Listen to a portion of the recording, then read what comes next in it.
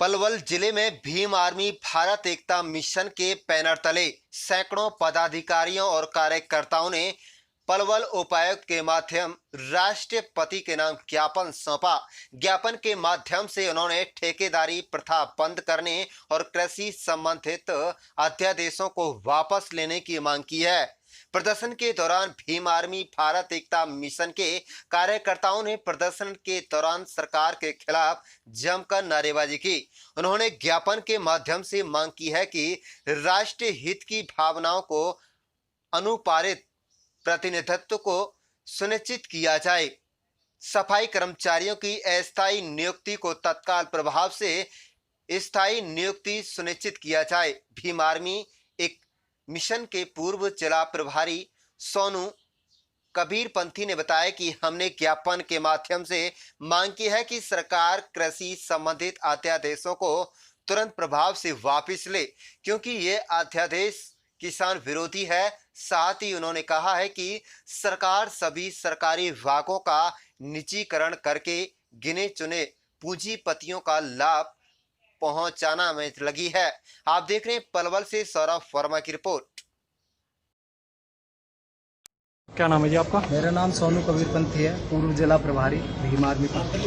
बताओगे जो आज प्रदर्शन करके ज्ञापन सौंपा है, किसके नाम ज्ञापन सौंपा है, क्या कुछ मांगों को लेकर? देखिए, जिस तरीके से आज ये मोदी सरकार बिल्कुल तानाशाही पे उतर आई है और जिस तरीके से सरकारी विभागों को निजीकरण करने में लगी हुई है, उससे आने वाले समय में जितनी भी सरकारी संस्थाएं हैं वो गिने चुने कुछ उद्योगपतियों के हाथों में चली जाएंगी। और इस देश में जो अंग्रेजी शासन ईस्ट इंडिया कंपनी रोजगार स्थापित करने के लिए आई थी और अंग्रेजों ने इस देश को गुलाम बनाया था, उसी रणनीति से आज मोदी सरकार गिने चुने उद्योगपतियों के माध्यम से सभी सरकारी संस्थाओं को जो है प्राइवेट करके और इस देश को दोबारा उनके हाथों गुलाम बनाना चाहती है। और दूसरी हमारी मुख्य मांग थी कि जो अभी वर्तमान में किसान विरोधी 3 बिल सरकार ने पास किए हैं और किसानों की जो रीढ़ की हड्डी तोड़ दी है इन लोगों ने, और उसमें बताया गया है कि कोई भी कितना भंडारण अपने यहाँ कर सकता है, तो मैं इस मोदी सरकार से पूछना चाहता हूँ, क्या किसान हमारे इस देश के इतने सक्षम हैं